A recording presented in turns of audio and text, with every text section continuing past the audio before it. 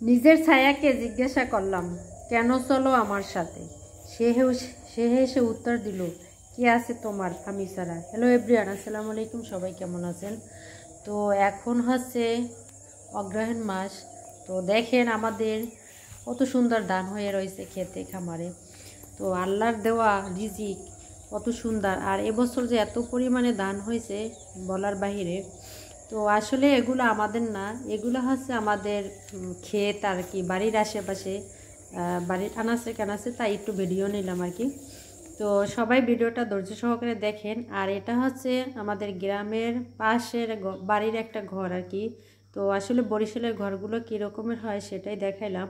এটা আমাদের কোনো ঘর না বা আমাদের কোনো আত্মীয় স্বজন না,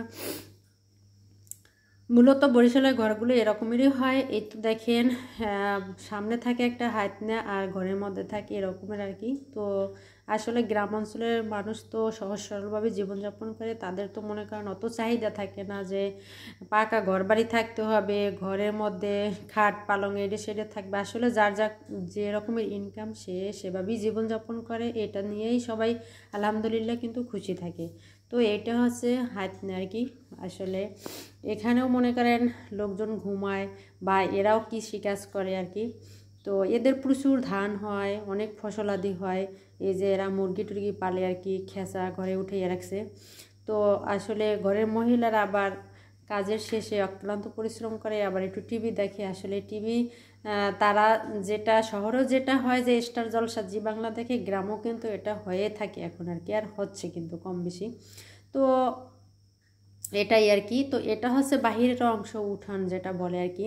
তো এই উঠানে মুরগি পালে, তারপর পাশেই আছে গরুর বান্দা।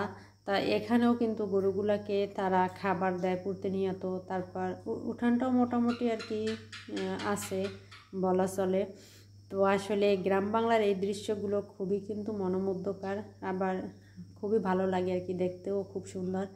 তো আসলে যারা গ্রামে থাকেন তারা তাদের মতো করে তারা ঘর বাড়ি, এই যে দেখেন পানিতে কিন্তু অনেকটা নষ্ট হয়ে যায় বর্ষাকালে, সেগুলো আবার নতুনভাবে তারা কিন্তু সুন্দরভাবে তুলে ধরে। এই তো কাদা টাদা দেশে আবার যখন লেপা পোছা করবে তখন আরও সুন্দর লাগবে কিন্তু দেখতে।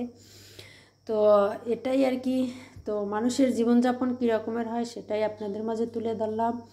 তো যারা আমার ভিডিও দেখেন বা আমার ভিডিও দেখার পরে ভালো লাগে লাইক কমেন্ট করেন, প্লিজ তাদেরকে বলবো একটু সাথে সাবস্ক্রাইব করে দিবেন। আসলে সাবস্ক্রাইব না করলে তো আমার ফলোয়ার্স বাড়বে না।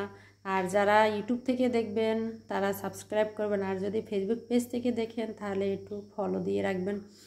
তো পরবর্তী ভিডিও দেখার জন্য আর কি, পরবর্তীতে আমি যে ভিডিও দেখবো ওগুলোই দেখবেন। এরপরে হচ্ছে আর একটা বাড়ির আঙ্গিন আর কি। তো এখন হচ্ছে দিনকাল চলে গ্রামে। তো এই সময় মানুষরা মাটির দিয়া কাদা দিয়ে আর কি নতুন চুলা বানায়। তো সেটা আবার রান্না করবে। এটা হচ্ছে পাকের ঘর।